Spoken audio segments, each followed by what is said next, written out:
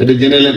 বদরুদ্দোজা নাকবি আমি নাম করে বলছি, একজন বড় আলিম, একটা জালসাতে উনি বলছিলেন, আমি শুনছিলাম রেকর্ড, যে কাউকে যদি পৃথিবীতে জীবিত জাহান্নামী দেখতে চাও তো ভাইয়া শেষ ভাষা একটা আপনাদের সামনে বলছি, আপনারা শিক্ষিত মানুষ, বুদ্ধিজীবী মানুষ, জ্ঞানীমান মানুষ, আমি বায়ান এখন শুরু করিনি, এই কথাটা বলে শুরু করব। মেহমানের কোনো কোয়ালিটি নেই, মেহমান তো মেহমানই। রাসূলুল্লাহ সাল্লাল্লাহু আলাইহি ওয়াসাল্লামের ঘরে ইহুদি মেহমান সম্মান পেয়েছে, পেচ্ছাপ পায়খানা করে বিছানা খারাপ করে দিয়েছিলেন, নবীজি নিজের হাত দিয়ে সাফ করেছেন। তো ঘুরিয়ে জিজ্ঞেস করেছে, ভাই আমি তো খোঁজ নিতে পারিনি, মাফ করেন। তো মেহমান তো মেহমানই, শুধু তাই নয়, আল্লাহ মেহমানকে সম্মান করেন। আপনারা এশার নামাজ পড়বেন 4 রাকাত, আমাকে আল্লাহ ছেড়ে দিয়েছে 2 রাকাতে। অতএব যতগুলি মানুষ চেয়ারে বসে আছেন, আপনাদের সুস্থ একটা মিজাজ আছে, সেই মিজাজের কোটায় হাত দুটো ধরে বলছি নিচে আসে, একদম হাত দুটো, হাতে যদি কষ্ট হয় তো পা দুটো ধরে বলছি নিচে আসে। এত বিভ্রাট হয়ে গেছে মজলিসটা, যেটা সাবজেক্টের উপরে কথা বলবো সেই মানসিকতাটা হারিয়ে ফেলছে। কি চেয়ারের মধ্যে আছে যে চেয়ারে পাছাটা লাগিয়ে দিয়েছে, তার উঠার নাম দিচ্ছে। হ্যাঁ, এই ছাত্রগুলো নিতে পার, পাছায় বান্দরের হাড় আছে নাকি, টান ছাড়া বুঝতে পারবি না। এগুলো সব সিরাজুলের বুদ্ধি। ওকে যে আল্লাহ বৈজ্ঞানিক করে পাঠিয়েছিল, আকাশে উড়তো আর 2 দিন পর, যত সব বুদ্ধি করেছে। এই গেল ফাঁকা জায়গাটা পুরা করে নেন, ফাঁকা জায়গাটা পুরা করে নেন। চেয়ারে বসার লোক আছে, হাঁটু ব্যথা আছে, কোমরে ব্যথা আছে, নিচে বসতে তার অসুবিধা আছে, হ্যাঁ বসবে, ওই লোক চেয়ারে বসবে। ইয়ং ছেলে সব চেয়ারে বসে, খারাপ লাগছে। আমি আপনাদের সামনে সূরা তওবা থেকে পরপর 2টি আয়াত করেছি। এই আয়াত দুটিকে সামনে রেখে, এই যে কোথায় গেল মাদ্রাসা, ওই মাদ্রাসাতে দেখো একটা হাতওয়ালা চেয়ার আছে, নিয়ে এসো তো, এটা আমার হয় না। যুগ আয়াত দুটিকে সামনে রেখে খুব স্বল্প সময়ে হালকা কিছু কথা বলবো, যদি আমার মাবুদ আমাকে তৌফিক দেন তো। ওমা তৌফিকি ইল্লা বিল্লাহি আলাইহি তাওয়াক্কালতু ওয়া ইলাইহি। পাঠে বলিনি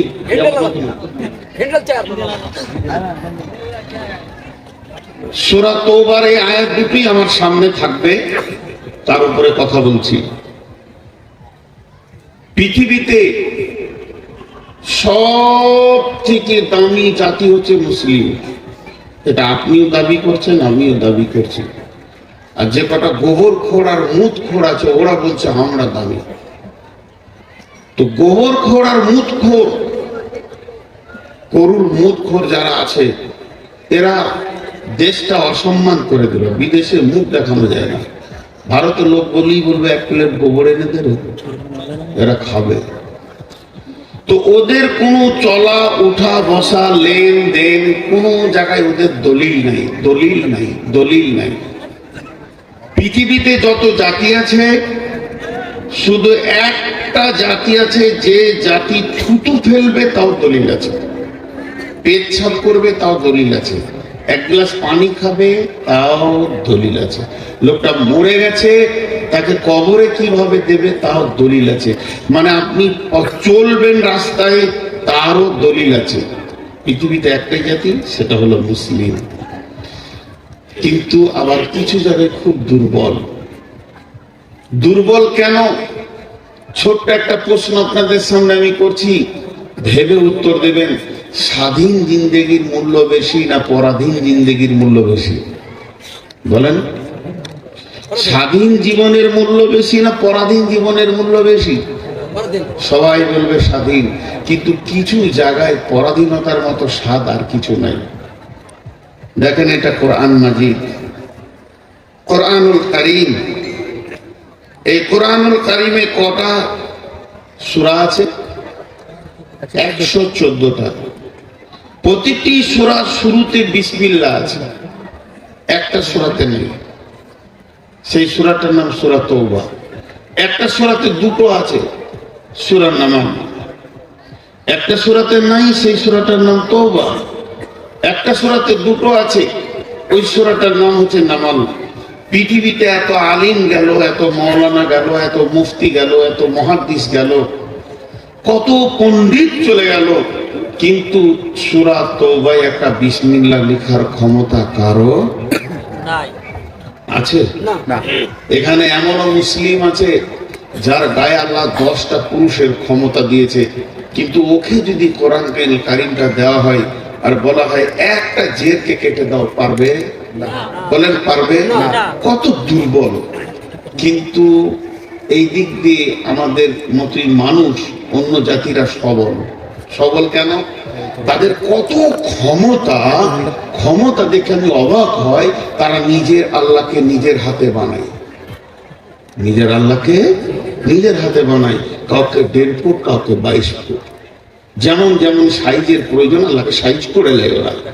তারপরে তাকে ভক্তি দিয়ে পুজো করে, তারপরে যখন ডুবাবে আবার আল্লাহর পাছাতেই লাত মারে। এত শক্তিমান পুরুষ মুসলিমরা নয়। এই কথাগুলো কেন বললাম? মুসলিমরা 2 জায়গায় দায়বদ্ধতা গ্রহণ করেছে।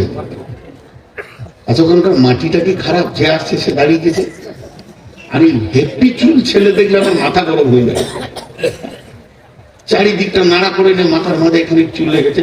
আপনারা এখানে 4-5 জন চেয়ার আছে, হয় নিচে বসে, না চেয়ার নিয়ে দিকে চলে আসে, এনার পেছনে চলে আসে, এই এনাদের 2 জনের পেছনে চেয়ার নিয়ে চলে আসে। এখানে আবার কে চেয়ার দিবে? বা চলে আসে,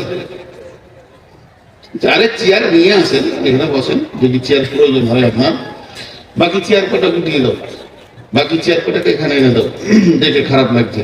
মানে পশ্চিমবঙ্গে বেয়াদব বক্তা একটাই আছে, সেটা আমি। আগামী বছর থেকে আর বক্তার ফিল্ডে দেখতে পাবেন না। একটা হয়তো করবো, শরীর চাইছে না, মন চাইছে। তো আলে আমরা কেমন পরাধীন, কেমন পরাধীন? আমার সাথে সকলে একবার পড়েন, সবাই সবাই। যিনি নন মুসলিম তিনি পড়বেন না, বাকি মুসলিম পড়বেন। কালেমায়ে শাহাদাতের সাক্ষী দিব। জি, আমি একবার আগে পড়ে নিই, দ্বিতীয়বার যখন পড়বো তখন আপনি আমার সঙ্গে পড়বেন। আশহাদু আল্লা ইলাহা ইল্লাল্লাহু ওয়া আশহাদু আন্না মুহাম্মাদান আবদুহু ওয়া রাসূলুহু। আমি সাক্ষ্য দিচ্ছি আল্লাহ ছাড়া কোনো ইলাহ নাই, কোনো মাবুদ নাই, এবং আমি আরো সাক্ষ্য দিচ্ছি নবী মুহাম্মদুর রাসূলুল্লাহ সাল্লাল্লাহু আলাইহি ওয়াসাল্লাম আল্লাহর প্রেরিত রাসূল এবং তার গোলাম। হৃদয় ভরে একবার সাক্ষীটা দেন, বুকের ভিতর থেকে। ব্রেন দিয়ে দিবেন না কেউ, মহব্বতের নির্যাস থেকে মিষ্টি সুরে যেন গম গম করে এই জায়গাটা আমার মাবুদ বুঝতে পারে যে আমার গোলাম, সে আমাকে ইলাহ হিসাবে সচেতনতা রেখেছে এবং আমার নবীকে তারা নবী বলে মেনে নিয়েছেন। জি ভাই, হাদিসের মধ্যে আছে, বড় বড় আলিমরা বলেন, কেউ যদি প্রতিদিন এই দোয়াটা সকাল সন্ধ্যা পড়ে তার ইসলামের উপরে মওত হবে, এবং আরো আলিমরা বলছেন তার হাত ধরে রাসূলুল্লাহ সাল্লাল্লাহু আলাইহি ওয়াসাল্লাম জান্নাতে নিয়ে যাবেন। রাদিতু বিল্লাহি রাব্বান ওয়া বিল ইসলামি দীনান ওয়া বিমুহাম্মাদিন নাবিয়্যা সাল্লাল্লাহু আলাইহি ওয়াসাল্লাম। তো আমরা যে যে খুশি আল্লাহর প্রতি, আল্লাহ মনে করে আল্লাহকে নিয়ে, এবং রসুলকে নিজের নবী আইডিয়াল আদর্শ মনে করে খুশি, সে কালেমাটা পড়বেন। সকলে বলি আশহাদু আল্লা ইলাহা ইল্লাল্লাহু, সাউন্ডটা বাড়ান। আশহাদু আল্লা ইলাহা ইল্লাল্লাহু ওয়া আশহাদু আন্না মুহাম্মাদান আবদুহু ওয়া রাসূলুহু। কে কে পড়েন না হাত তুলেন? নন মুসলিম কে কে আছে এখানে? হাত তুলেন। যারা পড়েননি তারা কিন্তু নন মুসলিম, হাত তুলেন। জি, তাহলে আমরা এখন সকলে কালেমা পড়েছি, বলেন ইনশাআল্লাহ। তাহলে আমরা পরাধীন হয়ে গেলাম, আমাদের গলায় দড়ি চেপে গেল, দড়ি চেপে গেল। মুসলিম কি? মুসলিম কি? মুসলিম কে? একটা উদাহরণ দিব, উদাহরণটা আমার ব্রেন থেকে নয়, রসুলের দেওয়া ব্রেন। এই রসুলের দেওয়া উদাহরণ, আমার ব্রেন থেকে দিচ্ছি না। এই উদাহরণটা ধ্যান দিয়ে শুনেন, মুসলিম বুঝতে পারবেন। একটা উট, রসুল উটকে দিয়ে উদাহরণ দিয়েছেন। উটের এখানে ফাটিয়ে দিয়ে নাকিল পরানো হয় সুতো, আর মুখে লাগাম দেওয়া হয়। তো 2 আর 2 4টা দড়িকে এক জায়গায় এনে এমনি করে পাকিয়ে একটা ছেলের হাতে ধরিয়ে দেওয়া হলো। উটের একটা ব্রেন আছে, ছেলেটার একটা ব্রেন আছে। উটের ওজন হলো 7 কুইন্টাল, ছেলেটার ওজন হলো 27 কেজি কি 37 কেজি কি 50 কেজি কি 70 কেজি। তো ওর হাতে যখন লাগামটা চলে গেল, তো সঙ্গে সঙ্গে উট একটা কথা বুঝে নিলেন, আমার জীবন আর স্বাধীন নাই, আমার একজন মালিক আছে। ও ডানে টানবে তো আমি ডানে যাব, ও বামে টানবে তো আমি বামে যাব, ও সামনে টানবে তো আমি সামনে যাব, ও পেছনে টানবে তো আমি পেছনে যাব। এই উটটাকে মুসলিম বলা হয়। আমরা এক্ষুনি যে কালেমা পড়ে নিয়েছি, আমাদের জিন্দেগিটা বিক্রি হয়ে গেল কার কাছে? আল্লাহর কাছে। সকলে মহব্বতের সঙ্গে বলি, আমরা বিক্রি হয়ে গেলাম কার কাছে? আল্লাহর কাছে। আল্লাহর নাম নিতে আপনাদের কোনো অসুবিধা আছে না? ওই খবরদার এই জিনিসগুলো একটু খেয়াল করি। তো আমরা আল্লাহর কাছে বিক্রি হয়ে গেছি, আমাদের নিজের স্বাধীনতা সব শেষ, এখন আমরা বিক্রি হয়ে গেছি। আল্লাহ তাবারক ওয়া তাআলা বলছেন, তোদেরকে আমি কিনে নিয়েছি। কিনে তো নিয়েছেনই, এ কথা ধ্রুব সত্য, শুধু সত্য নয়, ধ্রুব সত্য যে আমরা বিক্রি হয়ে গেলাম এই মাত্র। আল্লাহ তাবারক ওয়া তাআলা বলেন, ইন্নাল্লাহা ইশতারা মিনাল মুমিনিনা আনফুসাহুম ওয়া আমওয়ালাহুম বিআন্না লাহুমুল জান্নাহ يقاتلون في سبيل الله فيقتلون ويقتلون وعدا عليه حقا في التوراة والإنجيل والقرآن। এই পর্যন্ত হোক, বাকিটা আবার পরে বলছি। আল্লাহ বলছেন, নিশ্চয়ই আমি মুমিনের জান মাল কিনে নিয়েছি আমার জান্নাতের বিনিময়ে। মুমিনের জান আর মুমিনের মাল কিসের বিনিময়ে কিনেছেন আল্লাহ? জান্নাতের বিনিময়ে। আপনারা কথা বলেন, কথা বললে তাতে অনেক লাভ হয়, বক্তব্যের ফায়দা আসে, মানুষের দিলে বসে। কথাটা এই পর্যন্ত আপনাদেরকে কিছুক্ষণের জন্য পেন্ডিং রাখতে হবে, আবার কথাটা আসবে। একটা অন্য জগতে চলে যাই, ওখান থেকে অ্যাঙ্গেল দিয়ে টেনে নিয়েছে এই কথাতে লাগাবো। সেটা কি? আমি আমার জীবনের স্বাধীনতা নেই, जिंदगी भी अमानत है, जिंदगी भी अमानत है, दीन इस्लाम भी अमानत है। না আপনারা ধৈর্য ধরেন। জিন্দেগি আমানত, একটা জিনিসের নাম আমানত, আর একটা জিনিসের নাম হচ্ছে মিলকিয়াত। দুটো জিনিসের মানে আগে জানতে হবে। মিলকিয়াত আর আমানতের পার্থক্য আছে আসমান জমিন। আমি স্টেজ থেকে নামলাম, আপনি এসে আমাকে দেখা করলেন, আর একটা 500 টাকা নোট আমার হাতে দিয়ে বলছেন, ভাইয়া এই টাকাটা আমার ছেলে আপনার মাদ্রাসায় পড়ে, ওর নাম খায়রুল ইসলাম, দিয়ে দেবেন। এটা কি? আমানত। আমি ওটা পকেটে রাখলাম, আমার 1000 দরকার হলো, ওই টাকাটা আমি খরচা করতে পারবো না, এটা হলো শেষ কথা। কিন্তু আপনি আবার আমাকে 200 টাকা দিলেন, তারপর বলেন মিষ্টি খেয়ে নেবেন, আপনার যেমন যেমন করবেন। এটা হলো মিলকিয়াত, এটা আমার নিজস্ব। আমাকে এটা দিয়েছেন, আপনি হাদিয়া করেছেন। আমি চা খেতে পারি, ওটাতে আমি বিস্কিট খেতে পারি, ওটাতে আমি মিষ্টি খেতে পারি, যা ইচ্ছা তাই করতে পারি, কিন্তু 500 টাকাটা খরচা করতে পারবো না। এখন বলেন জীবন কাকে বলে? এই জায়গাটা আমি বোঝাতে পারবো কিনা আমি জানি না, আমি ফেলিয়ার হয়ে যেতে পারি। জীবন কাকে বলে? বরকি জয় দেঘি ব দন্তন জীবন। সবাই বলে না সারা জীবন আমি এটা করিনি, সারা জীবন মিথ্যা বলিনি। তো জীবন কাকে বলে? আত্মাটা না, জীবন হচ্ছে সময়। জীবন হচ্ছে সময়, জীবন সময়, সময়কে জীবন বলে। এবার কতটা বুঝলেন আমি বুঝছি না। কারণ আল্লাহ তাবারাক ওয়া তাআলা আমাকে একটা নির্দিষ্ট সময় দিয়ে পৃথিবীতে পাঠিয়েছেন, ওর থেকে 1 সেকেন্ড আগে বাড়বে না, 1 সেকেন্ড পিছে হবে না। ওয়ালিকুল্লি উম্মাতিন আদাল হাত্তা ইযা দাআ আদালুহা লা ইস্তাখিরুনা সাআতান ওয়া লা ইস্তাকদিমুন। আমাকে আল্লাহ কপালে লিখে দিয়েছে, মোহর মেরে দিয়েছে, আমি 72 বছর বাঁচবো। তাহলে এইটাই আমার জীবন। এখন 2 ঘন্টা যদি বসে বসে বসে বসে ফালতু কাটাই, তো আমি আমাকে নষ্ট করলাম। কথাটা বুঝতে পেরেছি? কথাটা বলেন, বুঝতে পেরেছেন? আমি কাউকে নষ্ট করিনি, আমি আমাকে নষ্ট করলাম। তো জীবন কাকে বলে?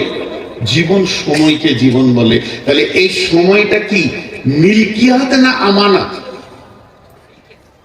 এটা কি আমার স্বাধীন না এটা আমানত? জি বলেন তো, কে বলতে পারবে? এটা আমানত। জিন্দেগি একটা আমানত। কেন? এই জিন্দেগিটার পেছনে খরচা আছে কার? আল্লাহ। প্রতিদিন আমাকে 60 বছর বাঁচাতে গেলে আল্লাহকে 60 বছর আমাকে নিঃশ্বাস দিতে হবে আর খেতে দিতে হবে, তার খরচা আছে। তাহলে তার খরচাতে আমার জিন্দেগির গাড়ি চলছে। তাহলে খরচাটা কার? আল্লাহ। জিন্দেগির গাড়ি চালাচ্ছি। এই জন্যই যারা ইয়ং ব্যাচেলিয়ার ছেলে, তাদের হাতগুলো ধরে বলছি, আমার পেটের ব্যথা হলেও তো আমি কখনো হাত ধরবো, এটা লজ্জার বিষয় নেই। আমি বয়সে বড় হলো, আমি তোমার বাপের বয়সে তুমি করে বলছি, বাপ জিন্দেগি আমানত, জিন্দেগিটা বেজায়গায় খরচা করে দিলে আমানতের খেয়ানতি হয়ে যাবে। কিয়ামতের মাঠে আমানতের খেয়ানতি হয়ে যাবে। আমরা কালেমা পড়ে নিয়েছি, আমরা দায়বদ্ধতা গ্রহণ করে নিয়েছি। যারা কালেমা পড়েনি তারা পৃথিবীতে দায়বদ্ধতা নাই, তারা জাহান্নাম যাবে আল্লাহর কাছে। রসুল বলে দিয়েছেন, আর দুনিয়া সিজনুল লিল মুমিন ওয়া জান্নাতুল লিল কাফির। তারা আখিরাতে বুঝবে, মানে ঘানি টানবে, কিন্তু দুনিয়াতে তারা স্বাধীন উদাসীন ঘুরবে। এর জন্য আমার চলা ফিরা, উঠা বসা, লেনদেন, মাথার চুল থেকে নিয়ে পা পর্যন্ত নবী মুহাম্মদুর রাসূলুল্লাহ সাল্লাল্লাহু আলাইহি ওয়াসাল্লামের মতো হতে হবে, নাহলে জিন্দেগি আমার। এবার বলেন, কিয়ামতের মাঠে যখন বিচার হবে, আল্লাহ রাব্বুল আলামিন বলছেন, ইন্না ইলাইনা ইয়াবাহুম সুম্মা ইন্না আলাইনা হিসাবাহুম। ইন্না ইলাইনা ইয়াবাহুম সুম্মা ইন্না আলাইনা হিসাবাহুম। আজকে সারা পৃথিবীকে নিয়ে বলবো না, গোটা মুর্শিদাবাদ বলবো না, গোটা ওয়েস্ট বেঙ্গলের কথা বলবো না, হোসেননগরের মহফিলে যে কটা বসে আছি নারী পুরুষ, এদের ভিতরেই কথাটা ছুড়ে দিয়েছি। একজন উঠে দাঁড়িয়ে বলেন, আমি আল্লাহর হুকুমে কিয়ামতের মাঠে যাব না, আমি স্বাধীন আছি, আমাকে কেউ নিয়ে যেতে পারবে না, আমি সঙ্গে সঙ্গে লিখিত দিব, আপনাকে নামাজ রোজা করতে হবে না, আপনি স্বাধীন, আপনাকে আল্লাহ ছেড়ে দিয়েছে। আর যদি আপনার বিবেক বলে আমি যত বড় মাস্তান হয়, একদিন মতের কোলে আমাকে ঢলে পড়তেই হবে। বড় বড় কুখ্যাতরাও কবরে শুয়ে আছে, বিখ্যাতরাও কবরে শুয়ে আছে। মত কাউকে মাফ করে না, মতের কোনো গ্রুপ নাই।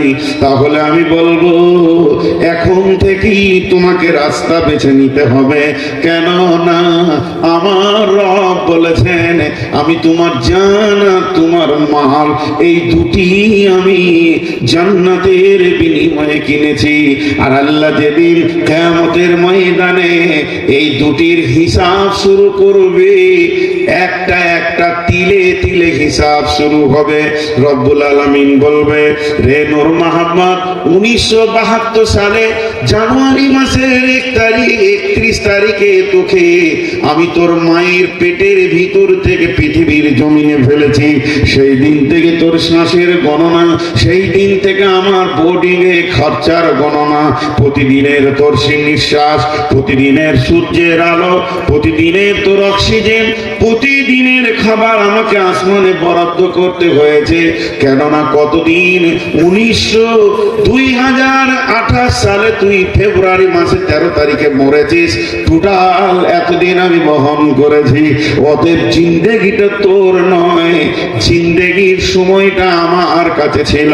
আমি আমার গোডাউন থেকে তোকে আমানত দিয়েছিলাম, যা তুই খরচা কর, আনন্দ কর। তোর কাছ থেকে আমি বিনিময় টাকা চাইনি, পয়সা চাইনি, তোর কাছে আমি সোনা চাইনি, দুনা দানা চাইনি, হিরে মণি মাণিক্য চাইনি। শুধু চেয়েছিলাম সকাল বিকাল কয়েকটি সাজদা, আর তোর কাছে আমি বিনিময় চাইনি। হে গোলাম, একবার হসপিটালে যা, যদি তোর ঈমান না বাড়ে, হসপিটালে গেলে ঈমানটাকে চার্জ করে নিয়ে আই। যেমন মোবাইল চার্জ হয় চার্জার দিলে, মুমিন হসপিটালে আর কবরে গেলে তার ঈমান চার্জ হবে। নাকে অক্সিজেন লাগানো আছে, আইসিইউ এসি ঘরে রোগী ভরা আছে, 3 দিনে 72,000 টাকা বিল হয়েছে। হে গোলাম, একবার তুই ভাব, 3 দিনে 72,000 টাকা বিল করেছে ডাক্তার। তোকে আমি 53 বছর ধরে সুস্থ শ্বাস দিচ্ছি, আমার কাছে তোর বিলটা কত আছে? একবার তুই ভেবে দেখ। এই জিন্দেগিটা তোর নয়, জিন্দেগিটা হলো আমার দেওয়া, এটা তুই খরচা কর।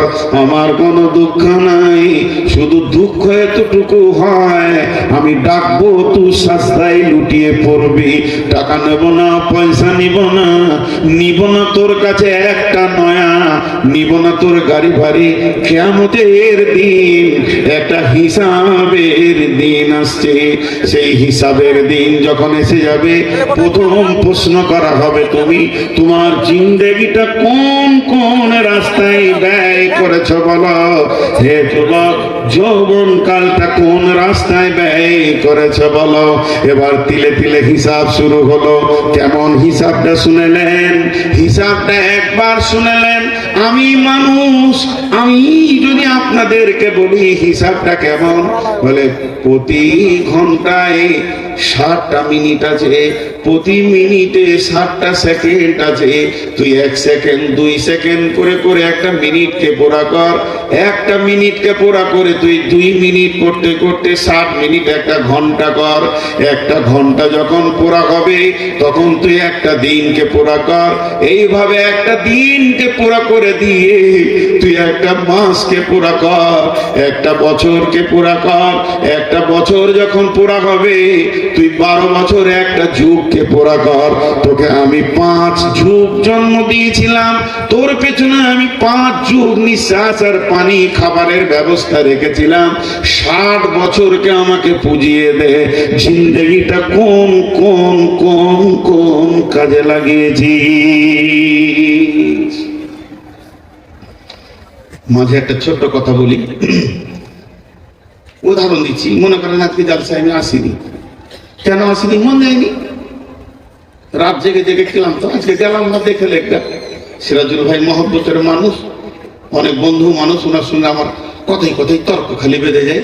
কেন? মহব্বত থাকলে এটা হয়। তো উনি এলাম না, দেখে লেখা হয়ে গেল। 4 দিন পরেই চলে এসেছি পাশের গ্রামে কুচগিরিয়াতে জলসা করতে। এখানকার কমিটি দেখা করতে গেছে আমাকে, দেখা করে বলছে, কি ব্যাপার মৌলানা, এত বড় একটা মাদ্রাসার জলসাকে মেরে দিলেন। যখন এই কথা বলা, সঙ্গে সঙ্গে আমি সোজা করে ছুরি চালিয়ে দিলাম। শরীরটা খুব খারাপ, সেদিন উঠতে পারিনি, মাথা ঘুরছিল, সুগার অনেক বেড়ে গেছিল। সব কটা মিথ্যা বললাম। কিছু করে নিতে পারবো? নাহলে সোজা করে বলে দিলাম যে আমার শ্বশুর মারা গেছিল, এখনো বেঁচে আছে বেচারা, কাগজ কলম নিয়ে দেখতেও যাবে না, ভেজালও থাকবে না। খানিকটা বললাম শ্বশুরটা মারা গেল, ভালো লোক ছিল। তো দুজন তখন বললো, চুপ করে না, কাঁদিয়ে না, ঠিকই আছে, মানুষ মরলে কি কেউ আসে? মিটে গেল ঝামেলা। কিন্তু আল্লাহকে পারবে কেউ? জোরে বলেন, পারবে? বিশ্বনবী একটা কথা বলে দিয়েছেন, এই কথাটা খালি ধ্যান দিয়ে শুনেন। কেন নামে একটা শব্দ আছে। কি হলো তোমার? কেন? কেন বুঝেন তো? কেন মানে আরেকটা বলো, কেন মানে আরেকটা বলো। তো পৃথিবীর বুকে যত কেন আছে, তুমি পড়া করলে না কেন, তুমি ক্লাসে এলে না কেন, তুমি আজকে লিখলে না কেন, তুমি ওখানে গেলে না কেন, তুমি জালসায় এলে না কেন, এই কেন গুলোকে সত্য মিথ্যা উল্টা পাল্টি দিয়ে টপকে দেওয়া যাবে, যাবে কি যাবে না? কিন্তু আল্লাহ যদি কেন বলে, আল্লাহ যদি কেন বলে, কথা বলেন আমার সঙ্গে, এটাকে টপকানো যাবে? বিশ্বনবী বলছেন, যখন কিয়ামতের মাঠে হিসাব নিকাশ শুরু হবে, আমার রব বলেছে, গোলাম তুমি এই কাজটা করলে কেন, করলে কেন, করলে কেন? নবীজি বলছেন, গোলাম রে, তোকে আল্লাহ কেন বলেছে রে, তুই তখনই বুঝেলে আমার আর উপায় নাই, আমার ঠিকানা জাহান্নাম। ফার্সিতে একটা কবিতা পড়েছিলাম, কারিমা বিবক্সা এবার হালিমা কি হাস্তা নাসিরে কমন্দে হাওয়া নদারিন মে গায়রাজ তুফারি আদেরাস তুই আসিয়ারা খতা বাক্স বাক্স নিঘাদা রেমা আদ জিরাহে খাতা খাতাদার গুজারো সওয়াব নমা আল্লাহুম্মা হাসিবনি হিসাবান ইয়াসিরা। হে আল্লাহ, তুই কঠিন কিয়ামতের দিনে আমাদের হিসাবকে আসান করে দাও। আর আসান হিসাব কাকে বলা হয়েছে জানেন? আসান হিসাব বলেছেন আল্লাহ রাব্বুল আলামিন আপনার দপ্তর খুলবে না, গুনাহ নেকি দেখতে যাবে না। আপনার যদি আল্লাহ জান্নাত দেওয়ার ইচ্ছা করে তো গুনাহ আর নেকি দেখতে যাবে না, বলবে গোলাম রে এই গুনাহ তুমি করেছো কি? গোলাম চারিদিকে তাকিয়ে দেখবে কেউ নাই, আমি একা রব, জি আল্লাহ আমার দ্বারা হয়ে গেছে। আমার রব বলবে, গোলাম তোর গুনাহগুলোকে পার করে দিয়ে নেকিটা আমি বের করেছি, তোর এই নেকিটার কারণে আমি রব তোকে মাফ করে দিয়েছি। তাকে হাসরের ময়দানে দাঁড়াতে হবে না, বেশি সময় লাগবে না। তেমনি মালের হিসাব যখন শুরু হবে, আল্লাহ বলবে, নূর মাহমুদ রে, তোর ব্যক্তিগত জীবনে তোর ব্যক্তিগত সম্পত্তি ছিল 2 থেকে 3 কোটি টাকা। প্রতি কোটি টাকাতে 100টা লাখ ছিল, প্রতি লাখে 100টা হাজার ছিল, প্রতি হাজারে আপনার কিনা 100 টাকা 10টা ছিল, প্রতি 100 টাকায় 100টা 1 টাকা ছিল, প্রতি 1 টাকাতে 100টা নয়া ছিল। তুই আমাকে 1 নয়া 2 নয়া 3 নয়া করে বুঝিয়ে দে, এই জিন্দেগিতে আমালটা কোন দিক থেকে আয় করেছিস, আয়টাকে বুঝা, তারপরে কোন রাস্তায় এটা ব্যয় করেছিস হিসাবটা বুঝিয়ে দাও, তারপরে তোমার রেহাই হবে। আমি বুঝাতে লাগলাম, একদিনের কথা বলছি। রব্বুল আলামিন ফেব্রুয়ারি মাসের 6 তারিখে হোসেননগর গেছিলাম সেখানে জালসা করতে। সেদিন আমার পকেটে 20,000 টাকা ছিল। আমি ওখানে ঝুঁকে পড়ে মাদ্রাসা হেফজি কোরআনে 15,000 দিয়ে দিলাম। আল্লাহ বলবে, চল ঠিক আছে, আমার কোনো আপত্তি নাই। মসজিদ একটা পাশে নির্মাণ হচ্ছিল, সেখানে 4,500 দিয়ে দিলাম, থাকে 500। আল্লাহ বলবে, ঠিক আছে, চল, আপত্তি নাই।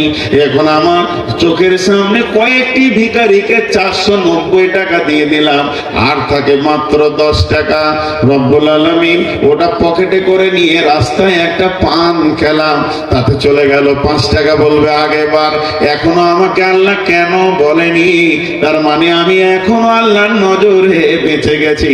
কিন্তু যখনই বলবো হোসেননগর থেকে বেরুতে গিয়ে এক জায়গায় বাঁশ দিয়ে বলছে মা সরস্বতীর পুজো হবে, টাকা না দিলে ছাড়বো না। রব্বুল আলামিন ওখানে আমি 5 টাকা দিয়ে দিলাম। আল্লাহ বলে দিলে, কেন? ভেজাল লেগে গেল। 20,000 টাকার ভিতরে 5 টাকাতেই আমার গলায় দড়ি লেগে গেল। রব্বুল আলামিন বলবেন, সকাল সন্ধ্যা কেমন করে কাটালি? ফজরের নামাজ পড়লাম, জামাতের সঙ্গে তেলাওয়াত করলাম। যারা নামাজ পড়েনি তাদের কথা এখন বাদ দেন। নামাজ পড়ে তেলাওয়াত করলাম, তেলাওয়াত করে একটু মাঠে গেলাম, জমি দেখে এলাম, তারপরে মার্কেটে গিয়ে দোকান খুললাম। জোহরের আজান হলো, বাড়িতে আসলাম। আবার আসরের সময় আমি নামাজ পড়লাম। জোহর থেকে আসর আমি একটু আরাম করলাম। রাস্তায় যেতে যেতে পুজোর মণ্ডপ দেখেছি, গাড়িটা পাটা ঠেক দিয়ে মাত্র 2 মিনিট দাঁড়িয়েছি। আল্লাহ বললে, কেন? কেন?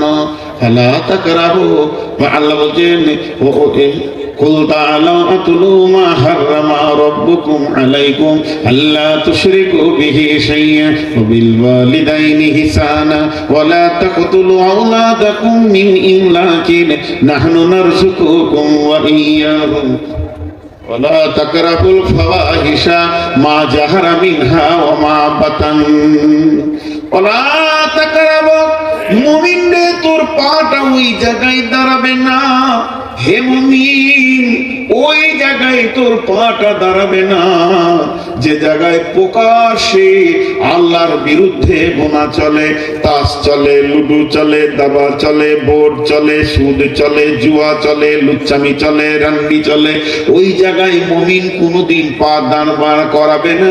চায়ের দোকানে চা খেতে বিকালে ঢুকেছি না সকালে ভুলে গেলাম, দেখছি 4টা যুবকে বোর্ড মারছে, বললাম হতভাগা রে তোদের গাই আজকে জালসা, তোরাই বোর্ডে দাঁড়িয়ে আছিস।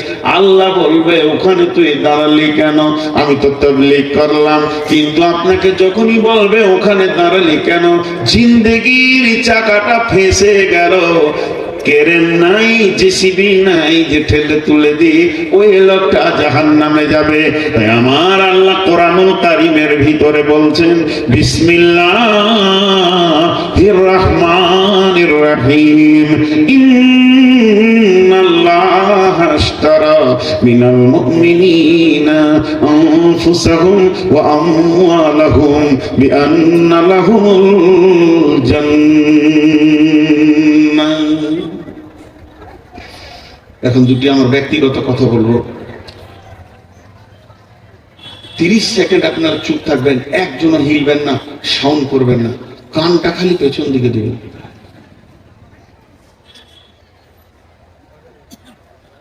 ওইখানে যারা আছে খুব আনন্দে আছে, ওদের ধারণা আজকে যে কটা মাথা মোটা ওটাই প্যান্ডেলের ভিতরে আছে, তাছাড়া চাউমিন চলছে, বাদাম চলছে, হুড়পুরি ঘুরছে, হ্যাঁ মেয়েরা এত সেজে এসেছে, হুড়পুরি ঘুরছে, আল্লাহু আকবার। আর ওইখানে যে কটা আছে দাঁড়িয়ে আছে ওদেরকে কে বসাবো বাপ, পারলাম না রে, আমি হেরে গেলাম বাপ, তোরাই জিতে গেলি, প্রাইজ তোরাই পাবি বাপ রে, ফার্স্ট প্রাইজ তোদেরকেই দেবো। ঘুরে ঘুরে খালি আমার চোখের সামনে দাঁড়া, এটাকে দাঁড়িয়েছে পোকাটা হাতে আমাকে মারবে নাকি? হ্যাঁ আমি দেখি তোর কত গায়ে বলা আছে, একটা মারবো তো দুনিয়া ছাড়িয়ে দেবো। ও তাও বসে থাকিয়ে যাচ্ছে, আপনাদের বিরক্ত লাগছে নাকি?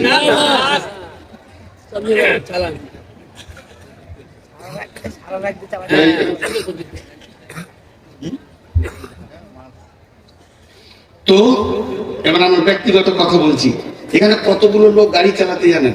4 চাকা হোক আর 2 চাকা হোক, মোটর সাইকেল যে চালাতে, যা কথা বলে না সবাই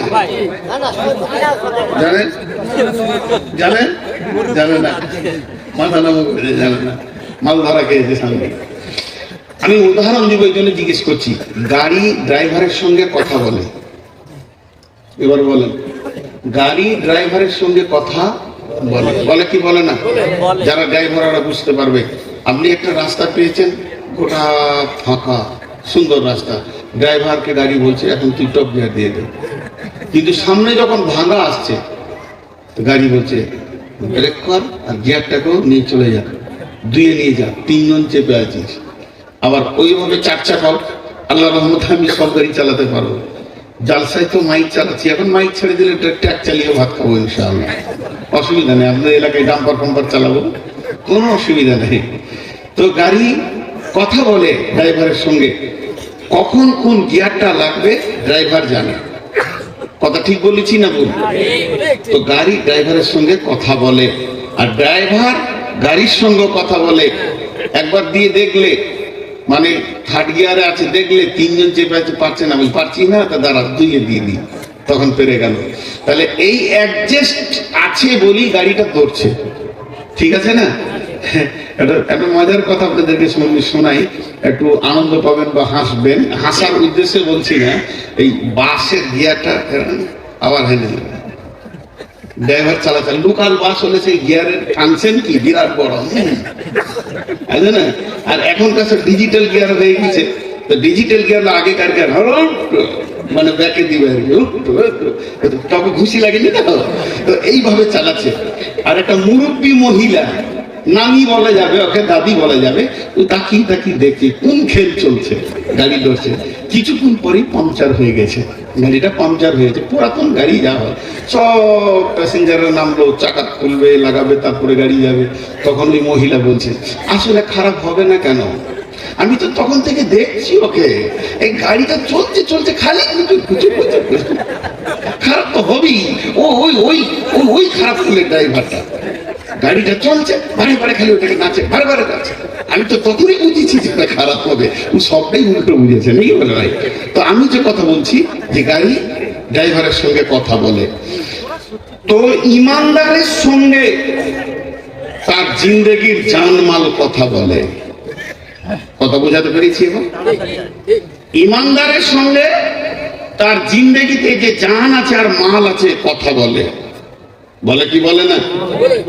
আমরা কিন্তু বড় নিজেকে চালাক মনে করি যে জানকে আর মালকে বাঁচানোর জন্য চেষ্টা করি, কিন্তু আমার আল্লাহ যদি ধরে তো আল্লাহর পাকার থেকে কেউ পালাতে পারবে? পারবে না।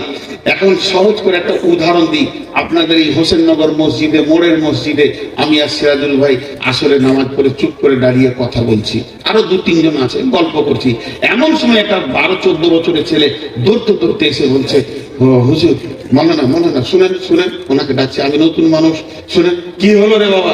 বলে চলেন ওই এই রাস্তাটা গিয়ে সামনে ওখানে 3-4টা ছেলে মদ খেছে, এই গ্রামের ছেলে প্রকাশ্যে রাস্তার ধারে মদ খেছে আর তাস খেলছে, তারা চলেন।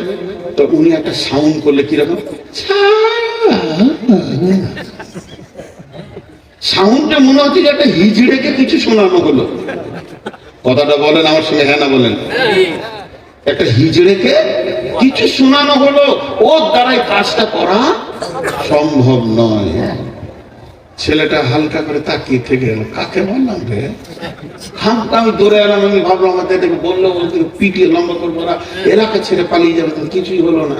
খামকা আমারই দৌড়ে আসা হলো, চুপ করে দাঁড়িয়ে থেকে গেল, লাভ হলো না। এরকম করছে মনে মনে। হঠাৎ ওই বয়সের আরেকটা ছেলে এই পশ্চিম দিক থেকে দৌড়ে এসে বলছে, মাওলানা মাওলানা শুনেন শুনেন শুনেন, গল্প ছাড়েন, আপনার টমেটোতে হুয়ে হাজি সাহেবের গরু ঢুকেছে। কেউ কোন শালাবে ওই লোকটা? তুমি অবাক হয়ে দেখছি, ওরে সাংঘাতিক বীর তো। আল্লাহর কাজের ব্যাপারে হিজড়ে আর দুনিয়ার ব্যাপারে শির বীর মাস্তান। তোমার গিয়ার বুঝে এসেছে, এখন কত নম্বর গিয়ার লাগাতে হবে। আর আল্লাহর ব্যাপারে তোমার গিয়ার বুঝে আসছিল না। জি, এইটাই আপনাদেরকে আমি বুঝালাম। আল্লাহ তাবারক ওয়া তাআলা বলছেন, শুনে নাও, একটা পূর্বের ঘটনাকে কোরআনে তুলে ধরেছেন আল্লাহ। হযরত দাউদ আলাইহিস সালামের জামানায় মাছেরা খুতবা শুনতে আসতেন। হযরত দাউদ আলাইহিস সালাম বললেন, হে আমার কওম, তোমরা মাছকে ধরে খাইও না, একে যদি খাইয়ে নাও আল্লাহ নারাজ হয়ে যাবে। তারপরে তারা তো মাছ খাবেই, ছাড়বে না। তারপরে তারা বলল, হযরত দাউদ বললেন, হে আমার কওম, খবরদার তোমরা ওদেরকে খাইও না। তখন জুমাগত শনিবার, শনিবার দিন তোমরা খাইও না, ওদেরকে জুমার খুতবা শুনতে দাও, ফিরে যেতে দাও। এরপরে তোমরা যখন প্রয়োজন হবে নদীতে জাল মারবে, মাছ ধরে খাবে, তোমাদের জন্য হালাল। এরা তখন বুদ্ধি করলো কি, শুক্র যখন ওরা শনিবার খুতবা শুনতে আসে, নদীটাকে বাঁধ দিয়ে দেয় যে তোদেরকে যেতে দিব না, রবিবার খাবো। কত কুবুদ্ধি শুরু হলো। যখন তারা মাছ ধরে খেতে শুরু করলো, আমার রব ওদের উপরে গজব নাজিল করলো। জিবরাইল আমিন এসে দেখছেন, গজব কার উপরে দিব? মানুষ তো 3 রকম, এখানে তো 1 রকম মানুষ নাই। একদল বলছে, হে লোক সকল, নবী দাউদের কথা শুনে লাও, তোমরা অতি বাড়াবাড়ি করিও না। আর একদল মাছ ধরছে আর হা হা করে হই হুল্লোড় করে খেতে। আর একটা দল চুপ করে দাঁড়িয়েছে, দর্শকের ভূমিকা পালন করছে। জিবরাইল আমিনকে আমার আল্লাহ বললেন, প্রথমে যারা চুপ করে দাঁড়িয়ে আছে এদেরকে শুকর বানাও। এইগুলো মাছ ধরে খাওয়ার থেকেও বড় ডেঞ্জারাস মাল, এই মালগুলোকে শুকর বানাও। যারা মাছ ধরে খেয়েছে এদেরকে বানর বানিয়ে দেবে, আর যারা মানা করছে এদেরকে আমি আল্লাহ মাফ করে দিয়েছি। বন্ধুরা আমার, খুব মনোযোগ। তাহলে আমার জিন্দেগিটা কোন জায়গায় লাগাবো? জালসা করে বলতে হচ্ছে আজকে হেফজি মাদ্রাসায় টাকা লাগবে, জালসা হচ্ছে, কত বড় লজ্জার কথা। আল্লাহ তাবারাক ওয়া তাআলা বলছেন, মুমিন তোমার কি বিবেকের চেতনা নাই? একবার খুলিটাকে অপারেশন করে বহরমপুরে দেখে এসো, তোমার চিন্তা চেতনা আছে কি নাই? এখন কি লাগবে, কি কিনতে হবে, বিবির ব্যাপারে তুমি সচেতন আছো? কুল ইন কানা আবাউকুম ওয়া আবনাউকুম ওয়া ইখওয়ানুকুম ওয়া আজওয়াজুকুম ওয়া আশীরাতুকুম ওয়া আমওয়ালুন ইকতারাফতুমুহা ওয়া তিজারাতুন তাখশাউনা কাসাদাহা ওয়া মাসাকিনু তারদাউনাহা। আটটা জিনিসের ব্যাপারে তোমাদের সচেতন পুরাপুরি রয়েছে। বেগুনের জমিতে গরু ঢোকার মতো সচেতন রয়েছে, এতটুকু তোমার চেতনতার অভাব নাই। বিবিকে কি লাগবে, মেয়েকে কি লাগবে, ছেলেকে কি লাগবে, বন্ধুকে কি লাগবে, আব্বাকে মাকে কি লাগবে, কখন কি দিতে হবে। আর ঘরটা বানিয়েছি তার প্রেম, মাল, মহব্বত, ব্যবসা বাণিজ্যে কখন কোন মালটা বেশি মানে মার্কেটে টানছে সেটা আনতে হবে। এর ব্যাপারে তোমার সচেতনতার অভাব নাই। বাড়িতে ঢুকতে গিয়ে তিনতলা ছাদের বিল্ডিং এ কোণে সামান্য ছেড়ে গেছে, তখনই বিবেক বলেছে মিস্ত্রিকে, হ্যালো ভাই একবার আয়, কোনটা হঠাৎ করে ছেড়ে গেল কেন? 2 দিন 3 দিন 5 দিন অবহেলা নাই, তখনই সচেতনতা বেরিয়ে গেছে। কিন্তু মাদ্রাসাকে লাগবে, মসজিদকে লাগবে, দিন বাঁচানোর জন্য লাগবে, তখন জালসা করে বড় গরু এনে খাইয়ে তারপরে এদেরকে পাম দিয়ে তুলতে হবে। না তুললে এদের চেতনতা হবে না, এদের জ্ঞান ফিরবে না। বিবেকের কত ঘাটতি পড়েছে ইসলামের ব্যাপারে, তোমরা কি ভেবে নিয়েছো? তাই আমার আল্লাহ বলেন, ইন্নাল্লাহ হাশতারা মিনাল মুমিনিনা আনফুসাহুম ওয়া আমওয়ালাহুম বিআন্না লাহুমুল জান্নাহ। নিশ্চয় আমি মুমিনের জান এবং মুমিনের মালকে জান্নাতের বিনিময়ে কিনে নিয়েছি। ইকাতিলুনা ফি সাবিলিল্লাহি ফায়াকতুলুনা ওয়া ইকতালুনা ওয়া'দান আলাইহি হাক্কান ফিত তাওরাতি ওয়াল ইনজিলি ওয়াল কুরআন ওয়া মা আওফা বিআহদিহি মিনাল্লাহি ফাস্তাবশিরু বিবাইকুমুল্লাযী বায়াতুম বিহি ওয়া যালিকা হুয়াল ফাওজুল আযীম। খুব যারা চালাক তারা উঠতে শুরু করেছে। এই যে আমি বলেছি না যে মাদ্রাসায় লাগবে, ওরা বলছে চল কেটে পড়ি, টাকা তুলবো না তো শুনবো কেন? বাপজি হে, ঘর না গিয়ে রাস্তায় ঘুরে বেড়ালো, খালি সারা রাত শিয়ালে তেড়ে নিয়ে বেড়ালো, তখন বুঝবে যে কেন এসেছিলাম। হ্যাঁ, আল্লাহ পারেন। খুব বেশি চালাকদেরকে আল্লাহ টাইট করতে পারে কি পারে না? মুসা আলাইহিস সালামের কম যে করেছিল, খবর শোনা আছে আপনাদের? আছে শোনা? হ্যাঁ, 6 মাস এক জায়গায় ঘুরিয়েছিল। একজনের জালসা থেকে তাড়াহুড়ো করে পালাচ্ছে যে কালেকশন নেবে, আর সাইকেল থেকে স্লিপ করে মুখ থেতলে পড়ে 4খানা দাঁত চলে গেল।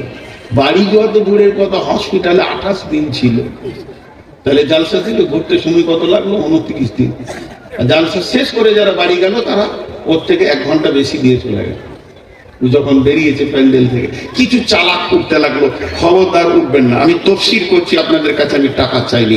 আপনাদের চেতনতা না থাকলে আপনি টাকা দেবেন কেন? আমি চেতনতা ফেরাতে এসেছি। যদি আপনাদের চেতনতা ফিরে, নিজের টাকা নিজের টেবিলে নামিয়ে দিয়ে চলে যাবেন। চেতনতা না ফিরে টাকা নিয়ে বাড়ি চলে যান, ও টাকার অপেক্ষা আমার আল্লাহ করে না। পরিষ্কার কথা বলে দিলাম। কিন্তু এইখানে যে কটা দাঁড়িয়েছে এদেরকে কি করে বুঝাবো যে দাঁড়াতে হবে? বাপ এখন বাইরে বাপরে, ছেলে বড় হতে দাও, তারপরে বিয়ে হবে রে বাবা। এখন স্বাভাবিকদের চেতনতা বলি। দেখেন, মালের একটা চ্যাপ্টারের দিকে আমি একটু মিনিট 5 অন্যদিকে নিয়ে যাব। মিনিট 5 আমি আমার জন্য বলছি। আমার জমি আছে টোটাল 10 বিঘে ধরে, আমার একটাই মেয়ে, ছেলে নেই। তাহলে এই আমার জমি, আমার স্ত্রী, আমার মেয়ে, কে আগে মরবো? 3 জন আছি ওয়ারিসের ভিতরে, কে আগে মরবো জানি না। তার আগে যদি মরে যাই আমার জমি থেকে তো মাহরুম, আর আমি যদি মরি কে কতটা পাবে? ফায়সালাটা কে করেছেন? জোরে বলেন, কে করেছেন? আল্লাহ। জমি আমার, সবাই নিজে নিজে নিয়ত করি, জমি আমার, বাগান আমার, দিহি আমার, ফায়সালা কার? আল্লাহ। তাহলে জমি আমার নয়, জমি কার? আল্লাহ। আমাকে যতটুকু মালিক করেছেন উনিই করেছেন, এরপরে আমার কাছ থেকে কে পাবে? কিন্তু যে লোক ছেলেকে, বড় ছেলেকে ফাঁকি দিয়ে ছোট ছেলেকে লিখে দিল, মেয়েদেরকে ফাঁকি দিয়ে অন্য ছেলেদেরকে লিখে দিল, এইরকম গুনাহগার লোক আপনাদের এলাকায় নাই? জি, ছেলে মেয়েকে ফাঁকি দিয়ে জমি লেখে কি লেখে না? আপনাদের দিকে নাই তো বুঝবেন কি করে? এদিকে আছে। বিশেষ করে মেয়েদেরকে বেশি ফাঁকি দেয়, তাই না? এই জন্য মেয়েরা খুব তাড়াতাড়ি জান্নাত যাবে বাপের ঘাড়ে পা দিয়ে, বাপ জাহান্নামে যাবে। এটা জেনে নেন। বদরুদ্দোজা নাদবি, আমি নাম করে বলছি, একজন বড় আলিম, একটা জালসাতে উনি বলছিলেন, আমি শুনছিলাম রেকর্ড, যে কাউকে যদি পৃথিবীতে জীবিত জাহান্নামী দেখতে চাও তো যে জমি মেরাজকে ফাঁকি দিয়ে লিখেছে ওই লোকটাকে চোখ ভরে দেখে লাও, তোমার কোনো অসুবিধা হবে না। সে নামাজ পড়ছে, তেলাওয়াত করছে, রোজা রাখছে, জিকির করছে, ভাইয়া উপায় নাই, উপায় নাই, উপায় নাই। আপনি যদি সাজদাই করে থাকেন কাবার চত্বরে গিয়ে, আর চোখের পানিতে যদি কাবার চত্বরকে ডুবিয়ে দেন, তারপরও উপায় নাই। ফাঁকি মেরে যে লেগেছে, এই 3-4টা কেসের আসামি। এখন আল্লাহ বলছে মাল আমার। তাহলে একটা ঘটনা শোনাই, সাহাবীদের চেতনা। বন্ধুরা আমার, আল্লাহ তাবারক ওয়া তাআলা বলছেন, আমার রাস্তায় তোদের প্রয়োজন হলে কতল হয়ে যেতে হবে, আবার প্রয়োজন হলে তুইও কতল করবি। ইউকাতিলুনা ফি সাবিলিল্লাহি ফায়াকতুলুনা ওয়া ইউকতালুনা ওয়া'দান আলাইহি হাক্কান ফিত তাওরাতি ওয়াল ইনজিলি ওয়াল কুরআন। আমার আল্লাহ ওয়াদা করেছেন তাওরাতের ভিতরে, ইনজিলের ভিতরে, কোরআনের ভিতরে হুকুমগুলো একই আছে। এ ব্যাপারে খবরদার, মাল তোমার নয়, তোমাকে আমি রাখওয়াল বানিয়ে রেখে দিয়েছি। এই মাল তুমি কোথা কোথা খরচা করবে। ওয়াতাল মাল আলা হুব্বিহি যাবিল কুরবা ওয়াল ইয়াতামা ওয়াল মাসাকিন ওয়া বানাস সাবিলি ওয়াস সাইলিন ওয়া ফির রিকাব ওয়া আকামাস সালাতা ওয়া আতাজ যাকাতা ওয়াল মুফুনা বিআহদিহিম ইযা আহাদু ওয়াস সাবিরিনা ফিল বাসাই ওয়াদ দারাই ওয়া হিনাল বাস উলাইকা আল্লাযীনা সাদাকু ওয়া উলাইকা হুমুল মুত্তাকুন।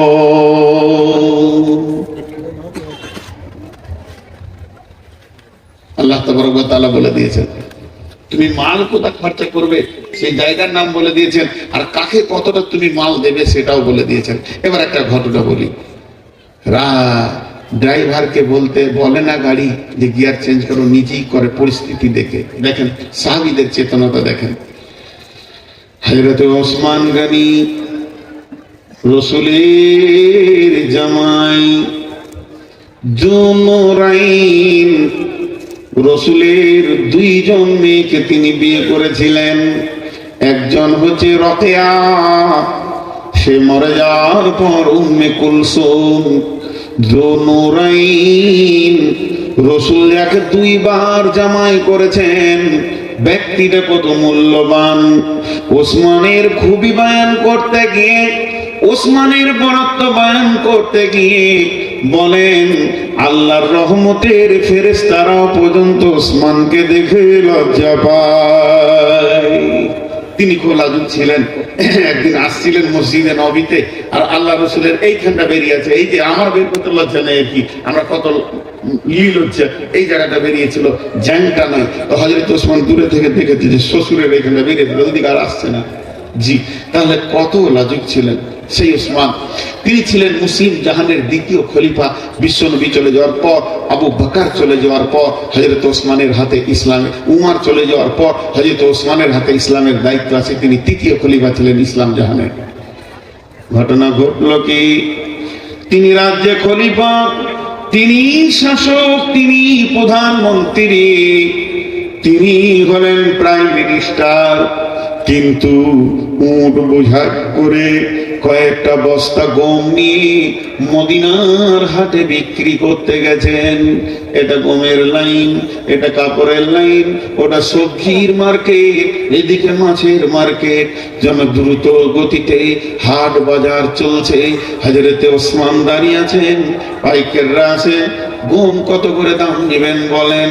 হযরত ওসমান থাকেন আর বলেন, একটু ঘুরে আসেন, নিশ্চয়ই আমি বেচবো, বেচার জন্য এসেছি, আপনারা একটু ঘুরে আসেন, একটু সময় পার করতে দেন।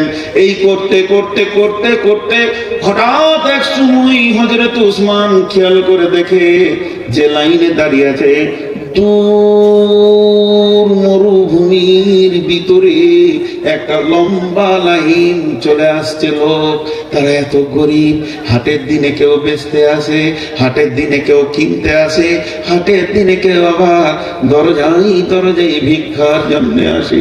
তারা এত গরিব, কবে খেয়েছে তারা জানে না, মাথায় তাদের তেল নাই, না আছে শরীরে তেল, চিরুনি কখন হয়েছে খবর তাদের নাই, চোখগুলি তাদের ঢুকে গেছে, পেটগুলি ঢুকে গেছে, হাড়গুলো একটা দুটা করে গোনা যাবে, কাপড় বেশি নাই, শুধু ইজ্জতটা ঢাকার মতো ছোট একটি কাপড়, মেয়েরা একটা বুকে একটা পাছায়, এই নিয়ে তারা ছোট, তাদের কোলে শিশু রয়েছে, তাদের কোলে তাদের ভিতরে মেয়ে আছে, নারী আছে, পুরুষ আছে, ওই দলটি ওই দিকে ঢুকছে।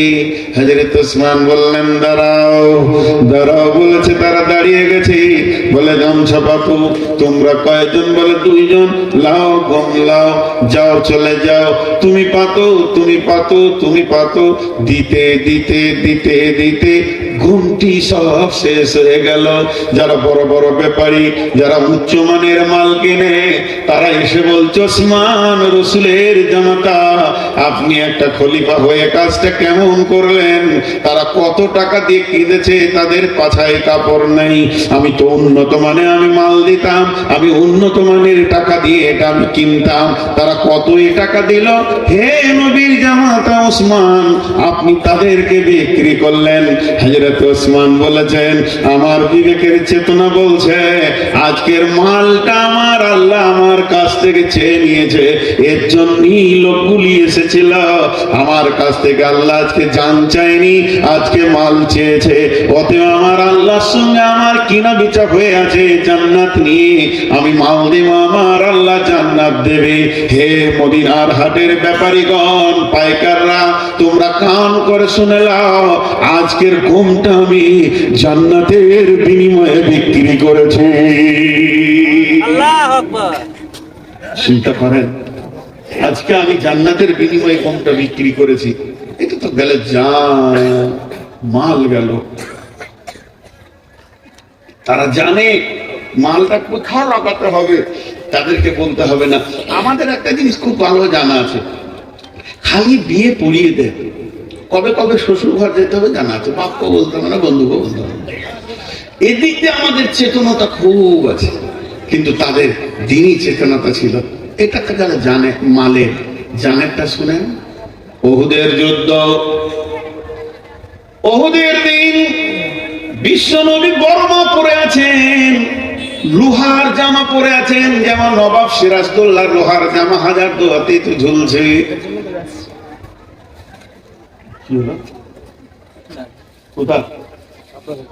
কেন এক কাপ চা এখানে দেওয়া, এক কাপ না, আমি খাবো না, কাউকে খেতে দেবো না, আর চা খালে আমি বন্ধ করে দেবো, খাওয়া দাওয়া হবে তারপর সবাইকে দিতে হবে। মানে এতগুলো লোক আর পাপ করে এসছে, আর স্টেজে যে কটা এসছে এই কটাই মনে হচ্ছে যেন একদম জান্নাতুল ফেরদাউস আছে। ওর মাথাতে কি করে কেমন চেতনতা, ঠান্ডা লেগেছে তার চা খাওয়া যাবে ওদেরকে, আর যারা টাকা দিচ্ছে ওদেরকে বলছে তোরা 1 টাকা দিবে না, ঘর যাবে, রাস্তায় চা খাবে না, ঘর যাবে। এই টাকা আবার চায়ের দোকান করছে, ওইদিকে মার্কেট আছেই, আবার এই টাকা চায়ের দোকান করছে, আর উঠছে কেন?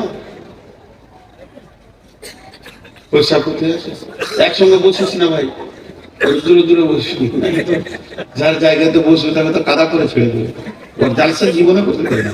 কি হলো এবার উহুদের দিন, যেদিন উহুদের যুদ্ধের ডঙ্কা বেজে উঠে বিশ্ব নবী উহুদের ময়দানে পৌঁছে গেছেন, হযরতে তালহা, সাহাবীটার নাম হযরতে তালহা, রাসূলের দিকে তীক্ষ্ণ দৃষ্টিতে তাকিয়ে আছেন।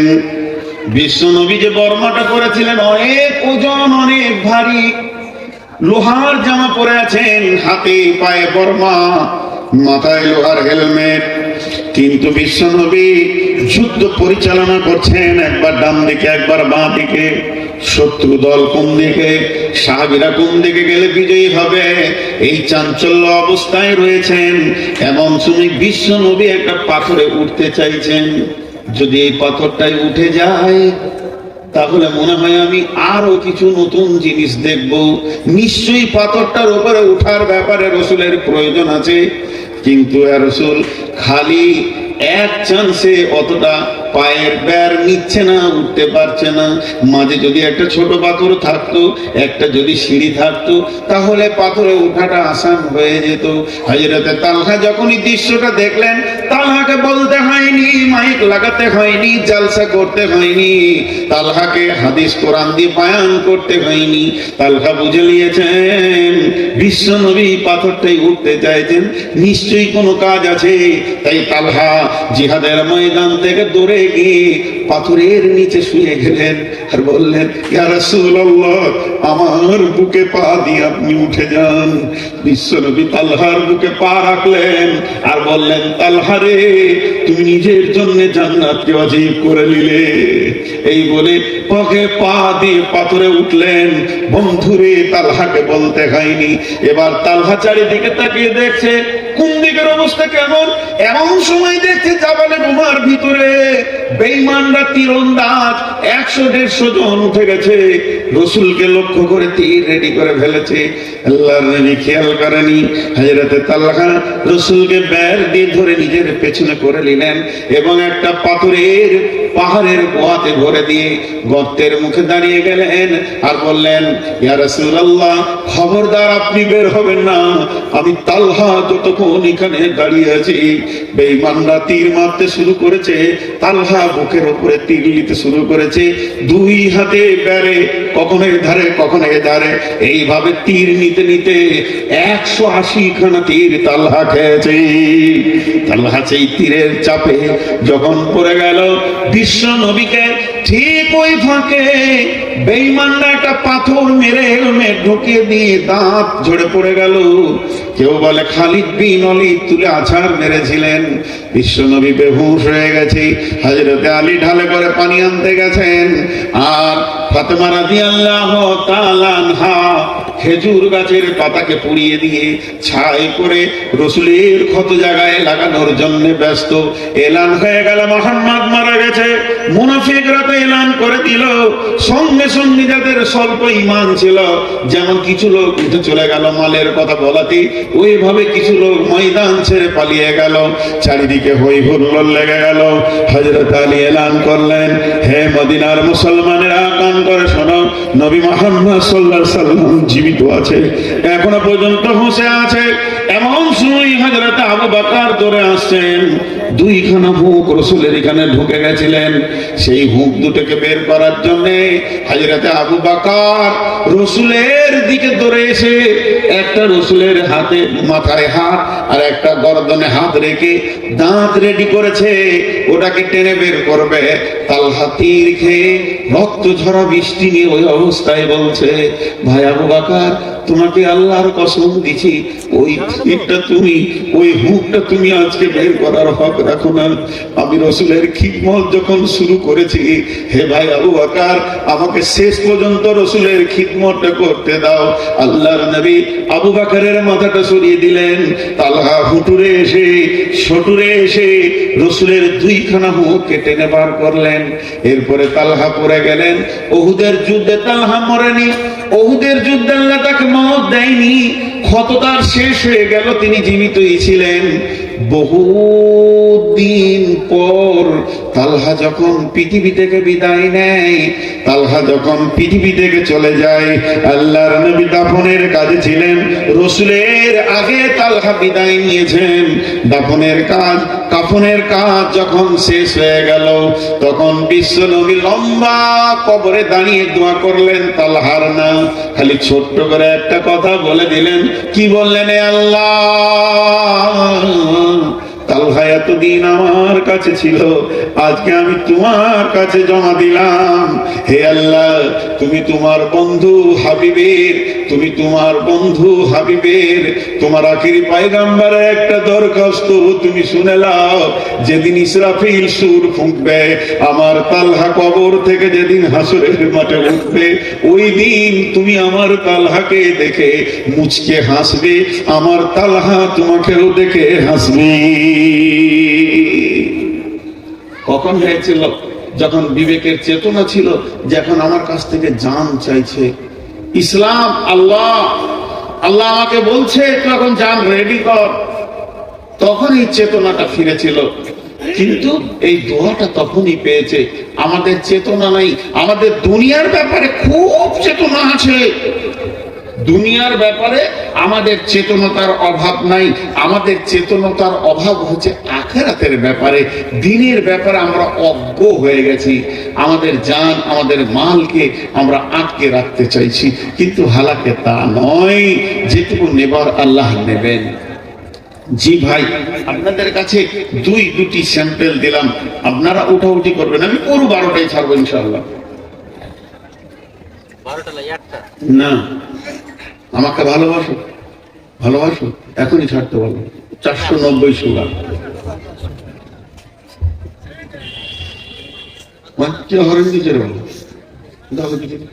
তো চেতনতা যতক্ষণ পর্যন্ত মানুষের না আসবে। আজকে দেখেন, যদি আপনার ঘরে এদিকে, এটা কি কাঠ? হ্যাঁ, কাঠ তো। আপনাদের এইদিকে কাঠ দেয়, কাঠ বিয়েতে কাঠ দেয়। বিয়ের ব্যাখ্যা, গোসল করতে হবে বিয়ের ব্যাখ্যা করতে গেলে, আমি ওটার ব্যাখ্যা করছি না। তো কাঠ দেয় বিয়েতে, বন্ধুর বিয়ে, ভাইয়ের বিয়ে, চাচাতো ভাই, খালাতো ভাই, কত রকম কার্ড আসে। তো শালির বিয়ে, দোলা ভাই সচেতন শিক্ষিত মানুষ, শালি কার্ড দিয়ে পাঠিয়েছে বিয়ে করবে। এখন স্ত্রীকে নিয়ে বলছে কি দেয়া যায়, তো বলছে একটা নাকের নাহলে কানের জিনিস দাও, তোমার ইনকাম ভালো আছে। ইনকাম থাকলেই দেয়, না থাকলে কি দেবে? আর বিবেক বলছে কিছু দাও।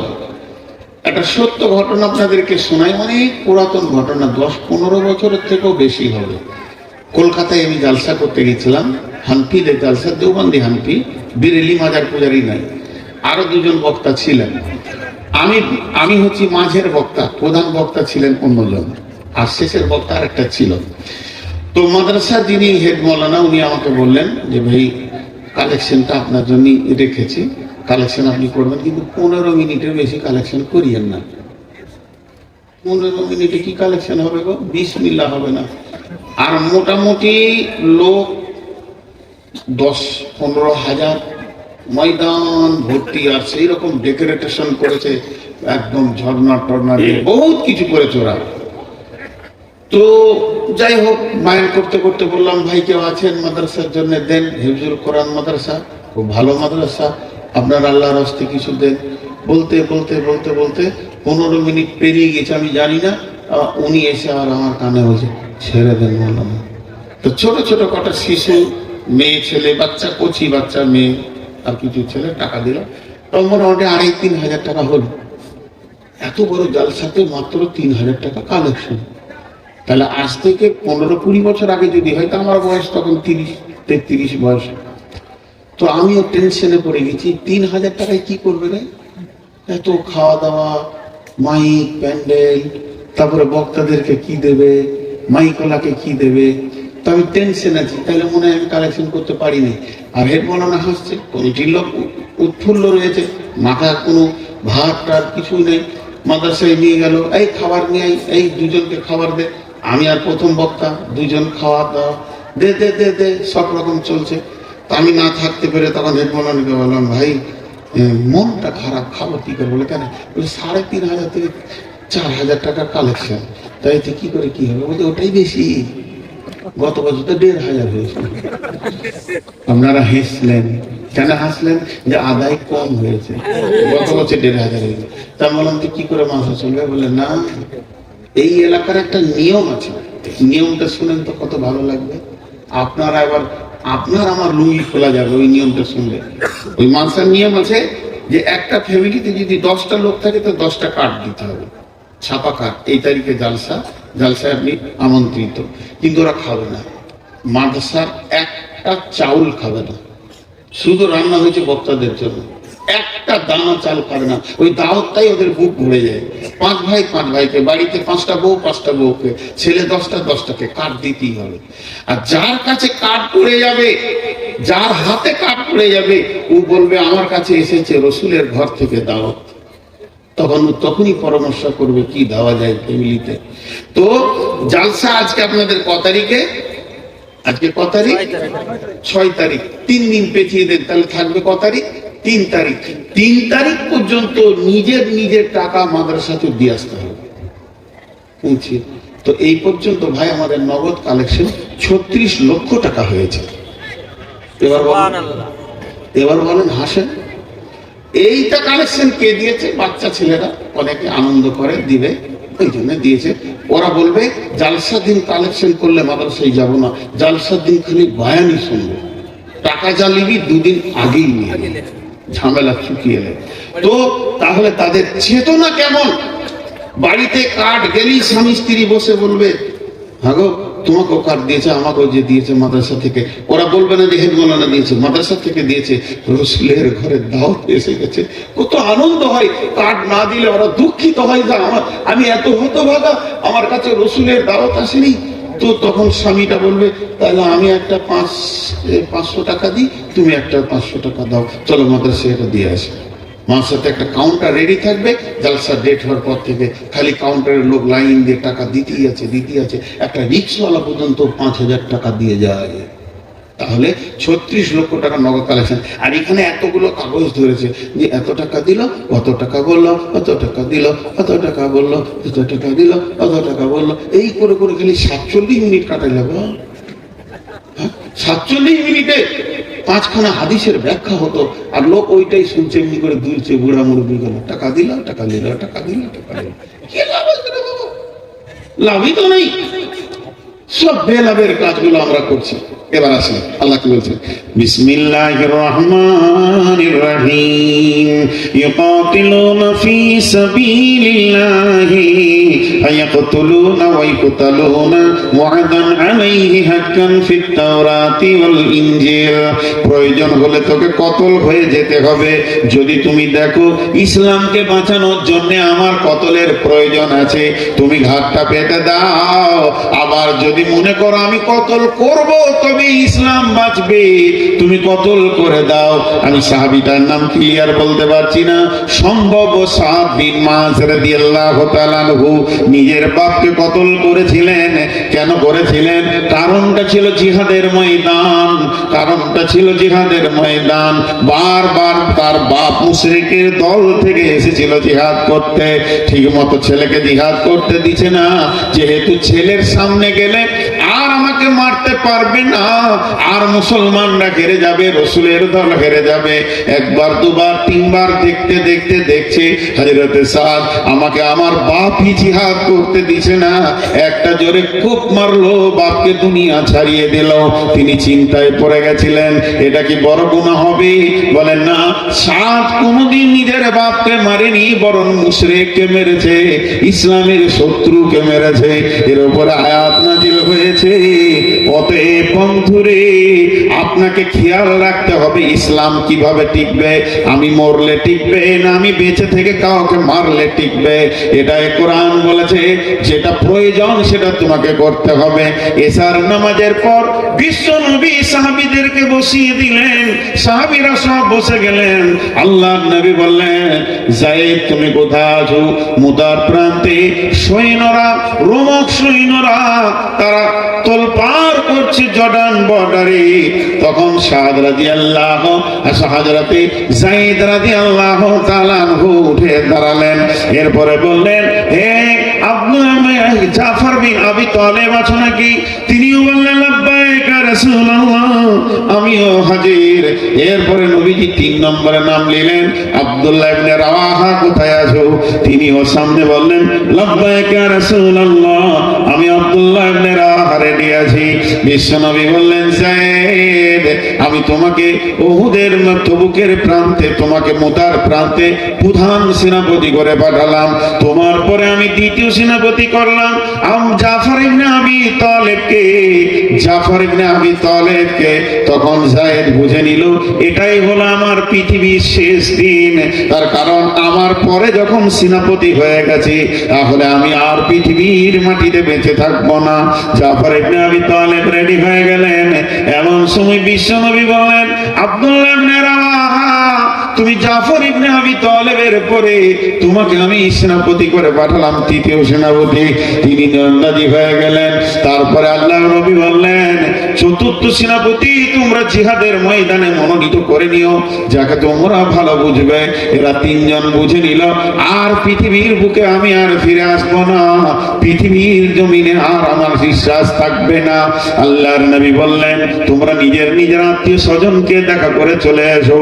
বিশ্ব নবী যখন এই কথা বললেন, হযরতে যায়েদ বললেন, ইয়া রাসূলুল্লাহ, আমি আপনার কাছে মানুষ হয়েছি, আম্মা জান আয়েশা আমার মায়ের ভূমিকা পালন করেছে, ভুল ত্রুটি যদি কিছু জীবনে করে থাকি আপনারা দুজনই আমাকে ক্ষমা করে দেবেন। বসে গেলেন। এরপরে জাফর ইবনে আবি তালেব সে তার সন্তান সন্ততি, মা ছেলে মেয়ে সকলকে দেখা করে বিবিকে বলল, তোমাকে আমি শোক সংবাদ দিতে আসিনি, দুঃসংবাদ দিতে আসিনি, বরং এসেছি সুসংবাদ দিতে। আমি যদি মানে শহীদ হয়ে যায় শুধু একটা ওসিয়ত করতে এলাম, আমার সন্তানদেরকে আমার মতো করে মুজাহিদ বানাবে। এরপরে তিনি বেরিয়ে গেলেন। এরপরে আব্দুল্লাহ ইবনে রাওয়াহা বিবির সঙ্গে কথা বললেন এবং জিহাদের ময়দানে 3 জন বেরিয়ে চলে গেলেন। প্রথম হযরতে যায়েদ রাদিয়াল্লাহু তাআলা আনহু মুতার প্রান্তে শহীদ হলেন। দ্বিতীয় নম্বর জাফর ইবনে আবি তালেব, তার হাত কাটা হয়েছে, পা কাটা হয়েছে, আর এমন সময় ইসলামের পতাকাকে দাঁত দিয়ে ধরে আছে। প্রথমে ডান হাতে ধরে আছে, ডান হাত কেটেছে, বাঁ হাতে ধরে আছে, বাঁ হাত কেটেছে, 2 পা দিয়ে বের দিয়ে ধরে আছে। ইসলামের পতাকা মাটির নিচে নামতে দিব না। এমন সময় বেঈমানেরা তার পাকে কেটেছে, তাকে টুকরো টুকরো করে কাটা হয়েছিল, তিনি দাঁত দিয়ে ধরেছিলেন। এমন সময় আবু উবাইদা কোথা থেকে ধরে এসে ইসলামের ঝান্ডাটা ধরে নিলেন। তারপরে সেনাপতি যিনি ছিলেন আব্দুল্লাহ ইবনে রাওয়াহা, তিনিও পৃথিবী থেকে ইসলামের শহীদের দরজা নিয়ে বিদায় নিলেন। তারা রাসূলের ভাষাতে বুঝেছিলেন আর পৃথিবীতে আসবো না, আর সন্তানের মুখ দেখবো না, আর মালের মুখ দেখবো না। বিশ্বনবী যখন মুতার যুদ্ধ থেকে রিটার্ন ফিরছে মদিনার দিকে, মদিনার শিশু বৃদ্ধ মহিলারা রাস্তায় অপেক্ষা করে দাঁড়িয়ে আছেন কখন আসবে সেই কাফেলা। বহুদিন হয়ে গেছে, তারা জিহাদের ময়দানে চলে গেছে। বিশ্বনবী বলেন, যত মদিনা কাছে আসছে তত আমার ভিতরে যেন অর্থাৎ জোয়ার ভাটা চলছে। যে কবরগুলো আমি দিয়ে আসলাম, যেগুলোকে জান্নাতি বানিয়ে মুতার প্রান্তে যাদেরকে শুয়ে দিয়ে এলাম, তাদের ছেলেগুলোকে আমি কি সান্ত্বনা দিব? তারাও তো আব্বাকে দেখার জন্য দাঁড়িয়ে আছে। বিশ্বনবী গিয়ে 3 শিশুগুলিকে গালে হাত দিয়ে বলল, বাবা তোমাদের আব্বা জান্নাতের পেয়ারা হয়ে পৃথিবী থেকে চলে গেছে, তিনি জান্নাতের সৌভাগ্যবান হয়েছেন। তাদের স্ত্রীরা বলেছিলেন, ইয়া রাসূলুল্লাহ, স্বামী গেছে এর জন্য অত বড় দুঃখ পাইনি, আপনার তো কিছু হয়নি, আপনি বেঁচে আছেন, আমাদের চির সান্ত্বনা আছে। অতএব বন্ধুরে, এইভাবে তারা ইসলামকে তিলে তিলে তিলে তিলে এই সন্তানটাকে তারা প্রসব দিয়েছে, আমাদের হাতে তুলে দিয়ে চলে গেছে। সামান্য পকেটের কয়েকটি টাকা টেবিলে ফেলে দিব, এইটার প্রদীপটা জ্বালানোর জন্য সামান্য বাতিতে সামান্য তেল দিব, আমাদের সৌভাগ্যে জুটছে না। এই হতভাগা কপাল কিয়ামতের মাঠে মারবে আর বলবে, ইয়াকুলু ইয়া লাইতানি কদ্দামতু লি হায়াতি। তারা বলবে, হে আমার রব, আফসোস, লম্বা জীবন পেলাম, হায়াত পেলাম, কিছুই দিতে পারলাম না। হোসেননগর এলাকা আমার কাছে আর নতুন নয়, আমি আপনাদের কাছেও নতুন নয়। একজনা চালাবে মাদ্রাসাটা, একজনা, সে লোক আছে, কিন্তু চেতনা নাই। চেতনা থাকলে কি আদায়কারীকে মেন টাইম দিয়ে 42 মিনিট 50 মিনিট এত টাকা দিল, এত টাকা হলো, এই করতে হয়? টাকা কখন ফেলে দিব, ইতিহাস কিছু শোনা দরকার। আমি একবার পশ্চিম ভারতের দিকে ছিলাম, মহারাষ্ট্রে মহারাষ্ট্রে ছিলাম, ঔরঙ্গাবাদ। ওই জায়গাটার নাম হচ্ছে ঔরঙ্গাবাদ, বীর টাউনে ছিলাম। তখন একজন মাদানি আছেন, অনেক অনেক মসজিদ করেছেন। তো উনি একটা মাদ্রাসা করেছেন, মাদ্রাসাটা এলাকাটার নাম হচ্ছে ডাবেল, গুজরাটের ভিতরে ডাবেল মাদ্রাসা, দেওবন্দের থেকে বড় হানফিকা মাদ্রাসা। সেখানে এমবিবিএস ডাক্তার পড়ানো হয়, ইঞ্জিনিয়ারিং পড়ানো হয় এবং হাফেজ মৌলানা মুফতি হয়। আমাকে একটা ছেলে খাওয়াচ্ছে, কোরআনের হাফেজ, সুন্দর চেহারা, মাথায় টুপি, মুখে দাড়ি, ওর আব্বা কিন্তু ডাক্তার, এমবিবিএস ডাক্তার। তো ওকে আমি জিজ্ঞেস করছি, ক্যা করতে হো তুম? তো বলে এমবিবিএস কর রহা হুঁ। তো ডাক্তারও হচ্ছে, ইঞ্জিনিয়ারও হচ্ছে, মাস্টারও হচ্ছে। তো ওই মাদ্রাসাটা একজন একা সাক্ষিয়াত চালায়, কমিটি মাদ্রাসাতে খুব ভেজাল। বিড়ি খোর আমার লম্বা করে কথা বললো, মজিদ জীবনে জানা না, সে বললো আমার কথা হবে না, আমাকে কেন ফোন করলে না? আজীব ব্যাপার। আর এত মৃত্যু মুনাফিকেরা মাদ্রাসার কমিটিতে একবার ঢুকে গেলে ওদের লাজ শরম বলে কিছু থাকে না। বহুত কাণ্ড, কারণ মাদ্রাসার সঙ্গে আমি জড়িত। সকালে একটা কথা বলছি, বিকেলে আর একটা চেঞ্জ করে দিচ্ছে, আল্লাহর কসম 30 বার করে দিচ্ছে, কিন্তু উনি একা চালান। তখন শুনেছিলাম আজ থেকে 20-25 বছর আগে যে শুধু পার মান্থ বেতন লাগে 2.5 থেকে 3 কোটি টাকা। কত বড় মাদ্রাসা, ওই ডাক্তারগুলো যারা আসে তাদেরকেও বেতন লাগে। তো উনি একদিন ওনার ঘটনা শুনলাম, উনি আল্লাহর কাছে কাঁদছেন, আল্লাহ সামনের মাসে বেতন কি করে দিব, হিসাবের কোনো খাতা নেই, আলমারিতে টাকা ছুড়ে দেয়, ওখান থেকে বেতন দেয়। আল্লাহর কাছে কাঁদছে। মাদ্রাসার যিনি সেক্রেটারি, ক্যাশিয়ার, সভাপতি আর হেড মৌলানা, এই 3 জনের কাছে আমার আবেদন, হাতগুলো ধরে তাহাজ্জুদ ধরেন, তাহাজ্জুদ ধরেন নিজের জন্য, তাহলে মাদ্রাসা গড়গড় করে চলবে। ওই লোকটাকে ধরেন, ওপরওয়ালাকে, ও কার কান মূলে টাকা আনবে ও জানে। তো বলছে আমি গভীর রাত্রিতে উঠে কাঁদছি, গভীর রাত্রি নয়, সন্ধ্যার দিকে। তা কান্না শুরু করেছেন।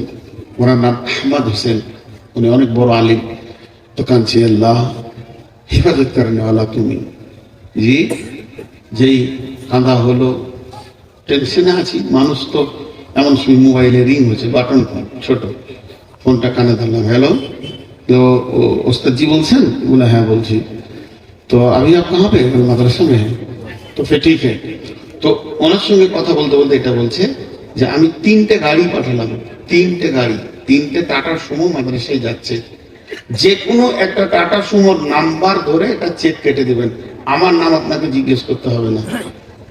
20 কোটি টাকা পাঠালাম। আছে দাম দেনেওয়ালা, ধরে না খেয়ে কার টাকা এনে আপনার পায়ের তলা ফেলবে সেটা জানে। মাদ্রাসা কমিটি আজকে ওকে ধরে না, ধরে মানুষকে। যত মানুষের দরজায় যায় অত আল্লাহর দরজায় যায় না। কথাগুলো হয়তো খারাপ লাগবে, ছোট মুখে বড় কথা হয়ে গেছে, মাপ চেয়ে বলছি। তো সেক্রেটারি, ক্যাশিয়ার আর মাদ্রাসার সভাপতি আর প্রধান শিক্ষক যদি তাহাজ্জুদ না করে, ইনশাআল্লাহ মাদ্রাসা চালাতে হবে না, খালি বেনামাজিদের পা টিপে বেড়াতে হবে। আর ওকে বলতে হবে তুমি খুব ভালো লোক, মাতালকেও বলতে হবে তুমি ভালো লোক, তোমার মতো ভালো কেউ নাই, তুমি আমার খাবে, 20 টাকা দাও, বোতল যাবে, খাওয়া খাও, এই করে দিন বাঁচানো। আর আল্লাহ তাবারক ওয়া তাআলা বলছেন যে তোমাদের জান মাল আমি কিনে নিয়েছি। কয়েকটা যুদ্ধের ঘটনা আপনাদের সামনে তুলে ধরা হলো। এখন আর বেশি নয়, ছোট্ট একটি কথা। যেদিন ওই যুদ্ধটা কি, খন্দকের যুদ্ধ। হাজি ভাই আপনারা উমরা করেছেন? কেউ যারা হজ উমরা করেছেন হাত তুলেন তো। একটাই হাত উঠেছে, বাকি কটা কি করছে? হজ উমরা করে খন্দক দেখে এসছেন? খন্দকের ইতিহাস শুনেছেন? আসলে এরা আবার টাকা কম বেঁচে দেয়, হানফিদের সঙ্গে চলে গেছে। যে মদিনা ঢোকার আগে বলবে দরুদ পড়ো জি, আমি ওদের বাসে চেপে দেখেছি, অর্ধেক গোনা নয় গোটা গোনা নিয়ে বাড়ি আসতে হবে। জি আমার সঙ্গে চলেন হজ উমরাই। তবুকে ওহুদের যুদ্ধ ওখানে প্রেক্ষাপটে বয়ান দেখেছি। এবার খন্দকের যুদ্ধটা যুদ্ধ হয়নি, দেখেন ঘটনা, যুদ্ধটা যুদ্ধ হয়নি। বিশ্বনবী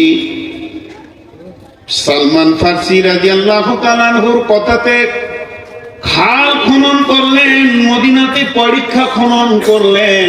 লম্বা ঘটনা রয়েছে, আমি লম্বা ঘটনায় যাচ্ছি না, মাত্র 2 মিনিটে শেষ করবো, আল্লাহর রাস্তায় উঠবেন না।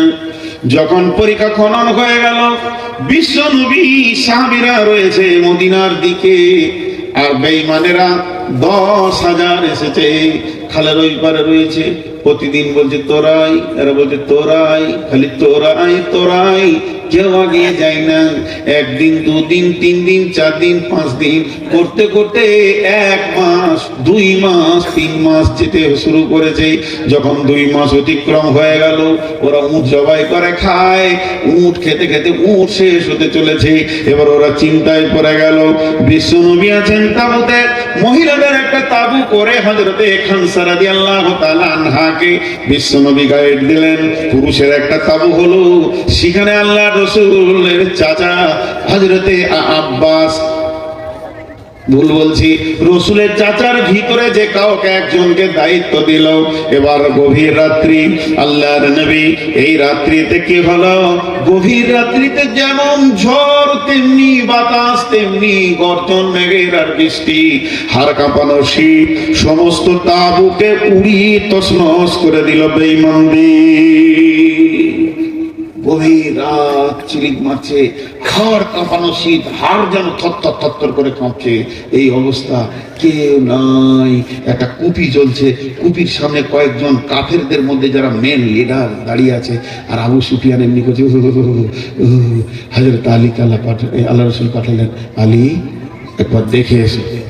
অনেক রাত, আলী দেখতে গিয়ে দেখছে আবু সুফিয়ানকে একদম পেয়ে গেছি। হ্যাঁ, আবু সুফিয়ানকে। হযরত আলী বলছেন, আমি তীরটা বের করলাম, তীরের ফলাটা লাগালাম, আঁধারের ভিতরে আলোতে আবু সুফিয়ানকে দেখতে পেয়েছে। ওর বুক কিংবা কানকে নিশান করে তীরটা রেডি করলাম। আমি তীর ছাড়বো, আবু সুফিয়ান দুনিয়া ছাড়বে। আমি তীর ছাড়বো, আবু সুফিয়ান দুনিয়া ছাড়বে। কিন্তু যখনই তীরটা ছাড়তে যাব, আমার রব আমার ভিতরে একটা কথা ঢেলে দিলেন। সেটা কি, আলী রে, নবী তোকে দেখতে বলেছে, মারতে বলেনি, এটা তোর অতিরিক্ত হয়ে যাবে। আমি তীরটাকে নামিয়ে নিলাম, তারপরে রাসূলকে এসে বললাম, ইয়া রাসূলুল্লাহ, আপনার চাচা থরথর থরথর করে কাঁপছে। আমি তীর রেডি করেছিলাম, আমি তীর মেরে দিতাম, শুধু মনে পড়লো আপনি আমাকে দেখতে বলেছেন, মারতে বলেননি, এর জন্য আর আমি তীরটি ছুঁতে পারলাম না। আমি তীরকে নামিয়ে নিলাম। বড় সৌভাগ্যবান আবু সুফিয়ান, ফাতেমা কার পাশে কালেমা পড়ে ঈমানদার হয়েছিল। যদি সেই দিন মরে যেত তো জাহান্নামে চিরদিন জায়গা নিয়ে ঢুকে যেত। এবার হলো কি, আল্লাহর নবী মুআজ বিন জাবালকে এবার বলছেন, কে আছো গো, খাল পার হয়ে গিয়ে কাফেরদের গোপন খবর এনে দিবি। গোটা মদিনা রাতে শুনশান, প্রচন্ড ঝড়ে তারা কষ্টে ঢুকে গেছে, মানুষের কোনো শব্দ শোনা যায় না। আর ওরা তাঁবু নিয়ে ওই পারে ছিল, ওই খাল যেটা পরীক্ষা খনন করা হয়েছিল ওই পারে ছিল। তা ওইটার খালে নেমে আবার ওই দিকে উঠে ওদের ভিড়ে ঢুকে খবর আনতে যাওয়া মানে মওতের মাঝে যাওয়া। হযরতে মুআজ বিন জাবাল বললেন, ইয়া রাসূলুল্লাহ, আপনি আমাকে দোয়া করেন, আমি খবর এনে দিব। হ্যাঁ, আমি ওই জন্যই তো টান মারছি। তো আপনি আমার জন্য দোয়া করেন, আমি খবরটা নিয়ে আসবো। মেয়েগুলো কি বলছে, ছাড়ছে না কেন? আচ্ছা,